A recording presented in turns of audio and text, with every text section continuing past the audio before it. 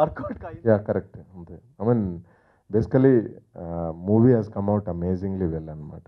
I really loved it. ఈ common feeling ప్రేమ చప్పట్లతో మనం పాజిటివ్ ఎనర్జీని అందిస్తే ప్రేమ మరింత పెరుగుతుంది. రోమియో పూరి రాసిన ప్రేమ కథ.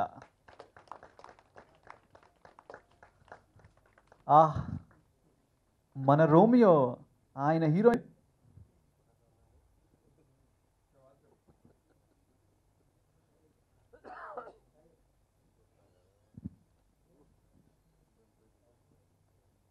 పూరి రాసిన ప్రేమ కథ నేను ఎప్పుడో రాసేసాను, అది కొంచెం లేట్ అయింది. ప్రతి సినిమాకి కొన్ని కష్టాలు ఉంటాయన్నట్టు కొంచెం లేట్ అయింది సినిమా.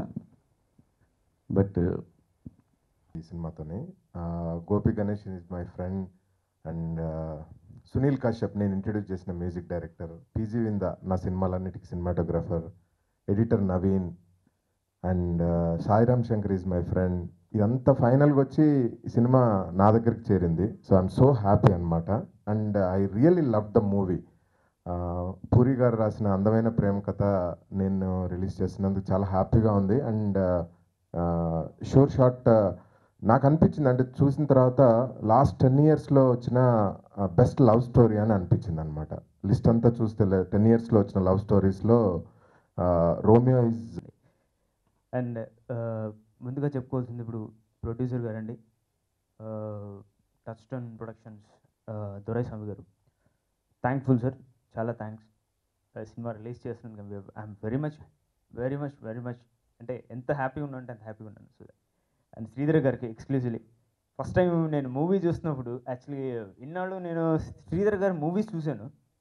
శ్రీధర్ గారు డైరెక్టర్గా నేను చేశాను సాంగ్స్ అన్నీ, ఇవన్నీ తర్వాత రే రికార్డింగ్ ఇవన్నీ. It was really long time.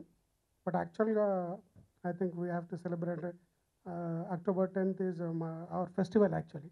I think we are going to celebrate on that day. First time ఇది మైక్ తీసుకోవడం. మా సినిమాకి అసలు మైక్ కూడా లేదు యాక్చువల్గా. No lights, no reflectors, no track and rallies, nothing. వెళ్ళి తీసుకుని వచ్చాం, చాలా అద్భుతంగా వచ్చింది. సంతోషంగా ఉందండి. అంటే సినిమా లేట్ అయింది, అయితే next month October 10th release అవుతుంది. రోమియో 2 నిమిషాల్లో ఫినిష్ చేసేస్తాను, మీరు నెక్స్ట్ ప్రెస్ మీట్కి వెళ్ళిపోవచ్చింది. అంటే రోమియో ఫస్ట్ కథ ఇచ్చిన అన్నయ్యకి నేను థ్యాంక్స్ చెప్పాలి. పూరి రాసిన ప్రేమ కథ. నిజంగా మన పూరి గారి సినిమాలు ఎలా ఉంటాయో ఈ సినిమా కూడా అలాగే ఉందండి. సినిమా చూసాం రీసెంట్గా శ్రీధర్ గారు మేమందరం కలిసి.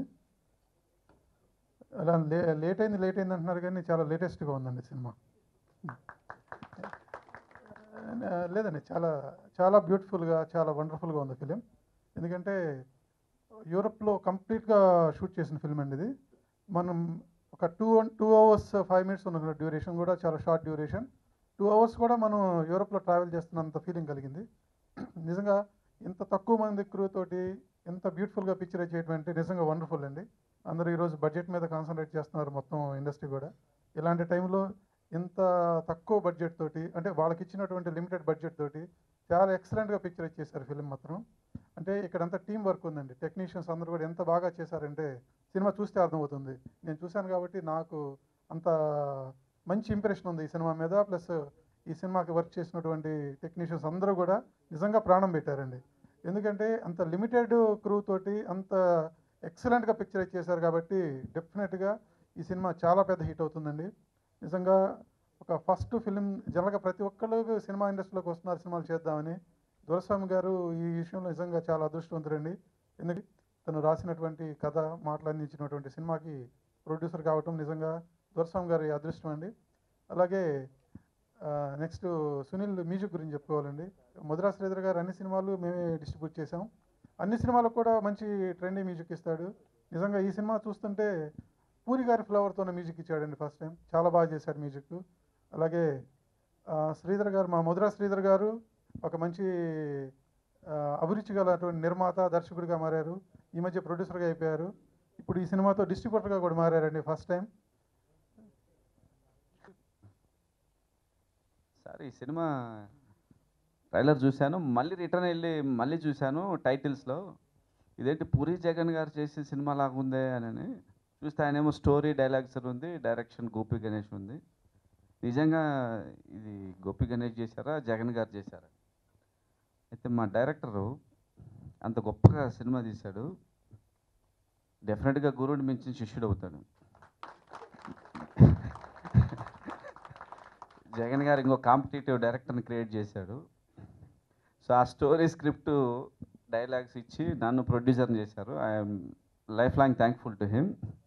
I never imagine that I will become a producer and make a film.